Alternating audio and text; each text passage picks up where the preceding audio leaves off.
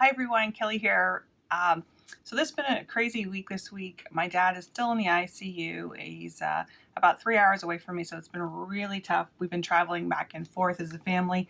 We think he's on the mend. Thank you so much for all of your wonderful wishes and your thoughts. It means the world to me, and it's really helped me get through the week. And I know you guys are saying, Kelly, you don't need to put anything out, but you know what? I just read an article this morning about how art is therapy, can help you be less anxious. I'll attach the link down here for you below if you want to read the article. It was a nice read. And I just got to play today. So I'm using Brea Reese alcohol inks for the very first time. Thank you so much for sending them to me to try out. And they actually, they smell pretty good. This is like, they have like a sweet, almost a sweet smell to them. And I used a lot of alcohol with this one, but I'm going to show you what I call my angel wings, because this was just how this abstract painting turned out today. So stick around and check it out. Hi, I'm Kellie Chasse. Welcome to my YouTube channel where I have new videos every Tuesday at 9 a.m. Eastern Standard Time. So make sure you click that subscribe button, click the little bell, and you'll never miss one. I also have full monthly online classes and tutorials on my website at www.kellychassefineart.com. And I do have over 10,000 students and over 15 years of experience teaching art classes. So if you have a chance, head over to my website and check them out. So here are the alcohol inks that Brea Reese sent to me. Thank you so much. I'm so excited to try these. They actually sent me watercolor inks and they sent me alcohol inks. So I'm going to try the alcohol inks today first. And this one came in a little kit. It had lavender, not a nice sounding color, sky, and blush. So those were the first three, and those are the three I'm going to use today. But they also sent some purple violet, some crimson, some slate, which is what this one is, and then cobalt green. The only color I'm missing was a yellow, so I could do, like, the primary colors. But this was wonderful. This is a great little start here. I think I have just about everything I need, and I'm going to give this one a shot here. So I've taped down my Yupo paper, and I am going to play, and you're going to get to watch my whole process here for playing. I thought initially I would use all the colors, but I'm going to go with just some softer colors today. I'm feeling I need a little bit of softness in my life. It's been so crazy and hectic lately. So let's go ahead and try those three colors, the purple or the lavender, the sky, and the blush. I'm thinking of doing some embossing. So this is my new embossing tool. If you missed the video last week, I tried it for the very first time, making a envelope, and that was super fun. So I thought maybe I'd incorporate this into this painting today. Now I don't have any plans as to what this is going to be, so we're just going to give it a whirl here. This is my embossing pen and some embossing powder. This is the little kit that helps to add the embossing, and I'll show you how to do this in a few minutes. A little scooper, and I think I'm going to use the this is holographic embossing powder. And since I'm using those really light colors, I think I'm going to try some of this in there today. And I'm going to use the pen for this instead of the stamp, because I did the stamp with the words. But this one, I think I'm leaving some words out. I'm just going to do a little painting here. So I'm going to start first with the blush. Now, I've not tried these yet at all, so this is the first time. And I'm going to use a little bit of alcohol. This is 91% isopropyl alcohol. I want this fairly light and I want it to move. And I'm going to use that embossing tool for the heat a little bit as well. As I have not used the embossing tool to work the inks or to move the inks yet. So this is going to be a really fun play day for me. Oh, so these are really light. It is like blush. So it doesn't seem to be very concentrated. It's quite light. Let's move this around a little bit with the heat gun. Now I do have to say the Yupo paper I'm using is the 74 pound, I think, for the lighter weight one, and you can see it does move. I've got this flattened out pretty good and taped down, but I can still see the buckling here from the heat. So I might have this a little bit too close. Again, this is the first time I'm using the heat tool. I've used blow dryers in the past and it doesn't give off too much heat, but this heat gun has a little bit more to it, I think. So maybe need to hold it up away from it a little bit more. But that gave it some really beautiful looking movement in there. Really fun abstract style. So now I'm just moving that paper. I have this taped down to a board so I can just lift the board up and rotate it, rock it back and forth a little bit. Let's try a little bit of that blue. Oops, again, sky blue. It's a really pretty blue. Adding a little bit more alcohol to this. I want to get a little bit more movement. Now I'm noticing, and it might be because the blush is such a light color, it's not really staining the Yupo paper at all, and I am using a lot of alcohol with this. Let's go ahead and try some of the purple in here as well. The purple is a little bit darker pigment. Let's move that around. Again, I have the alcohol underneath. Again, that just blooms really lovely. Lots of nice movement. I don't see a whole lot of staining in here. Those are just pretty colors, very pastel.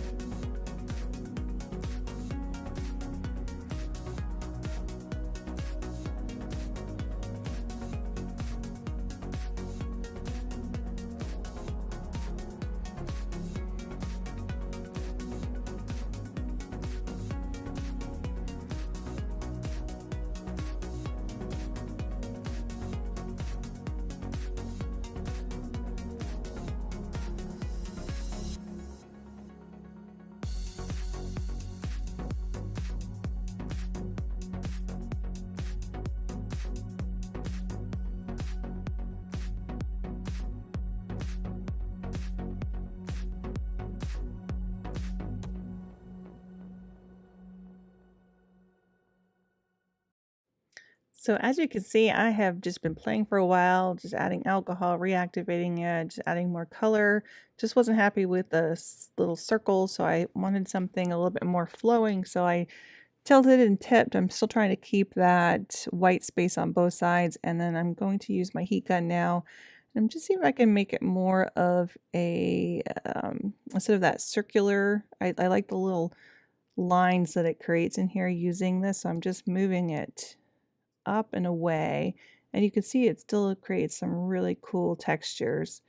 And this is when I realized it almost looked like an angel wing to me, and with the week that we've had, this was something that was kind of neat. So um, I'm going to dry this fully now, and then I'm going to add a little bit of the embossing powder to this. So for the next step for the embossing, I'm going to use the Emboss It pen. This is a clear pen. It is made by Ranger. And once this was dried, I did go ahead and used, thank you for letting me know, Chronic Butterfly on YouTube. She said, use that pad and it's like a little powder form in there, and go over that entire area, and that will keep the embossing powder from sticking. So that's what that was for. So I went ahead and went over that, and I was happy to know that I did not pick up any alcohol ink from my pad, which was really nice. And I did find it had, the powder did leave a little bit of residue. So when I first started with the pen here, you can see I have a hard time getting it to move. So I started on just this little area here, and I did find that it started to lift a little bit of the ink up. So again, I'm just practicing, seeing how this is working, since this is the first time I'm using these things. So I lifted that up, and I'm just going to fill that in with some of the hologenic embossing powder, and then I'm going to continue on. And I just did a little bit of line work here, and it was fun. It was hard to see, so I did have to hold it at a slight angle so I could see where the pen was going, because it is clear. Now they do have a black one as well. And at the very end, I did just want to see what it would do, so I tested that out on another sheet, and I'll show you the results of that with the silver, which was really cool. So I'm just going to go through here and just follow along. This is very similar to if you've taken my alcohol ink Zen Doodle class. This is a little bit on that, but we're using a little bit different materials for this. And I'll attach a link for you below, as well as the top right hand side, if you are interested in trying out the Zen Doodle class, because it's really therapeutic, really fun. And that's really what this one is like for me. It was not, wasn't really thinking. I was really using my creative side of my brain, and just got to play with this. And that is part of that therapeutic part of art and creating. So now that I have my embossing pen on here, I'm going to just sprinkle a little bit of the hologenic powder. And I decided here, I put a little bit, and you try a little bit and you think, let's see what this looks like, and maybe I'll add some more. So I'm going to take off the excess here, and I just put a little piece of paper down just to capture all of that. And you can see, look how that worked. It worked so well. It stuck right to it. And it just gives it that very angelic little feel. So I'm going to dump this back into my container here, and I'm going to, before I actually do the embossing part where I add the heat to it, I'm going to add just a little bit more of the embossing pen, because I like it. I think I'm going to add a little bit more to it. So you can see here, I'm just going to trace again some of those little lines and areas. Does it look like an angel wing to you? Leave me a note or comment down below. Let me know what you think, or what does it remind you of? A butterfly wing, a bird's wing?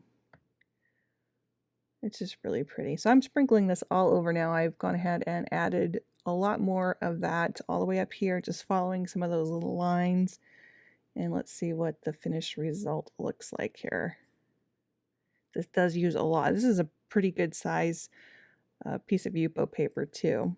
The mat that I have it on around the outside is a 16 by 20. It gives you an idea of the size of this one. And again, I'm going to take off that excess because I don't want to waste any of this. I'm just using my finger and tapping it. It just slides right down. If when I first used it the first time, I didn't use the powder, for the envelope. And it made a really big difference. And then you can just take, if you have any excess around any areas that you don't want, you can actually take a paintbrush and just move those aside, and that will come right off. And this is before you actually do the embossing, because once you emboss it, it's stuck there. I wish you guys could see this because it's so pretty. It really does give that hologenic look to it, iridescent. It's really sparkly, very pretty. And I'm going to go through this whole thing again, being careful that I don't overdo it. And again, this is it finished here, and you can see that iridescent in there. Some close-ups of the painting. So it's really fun, super pretty.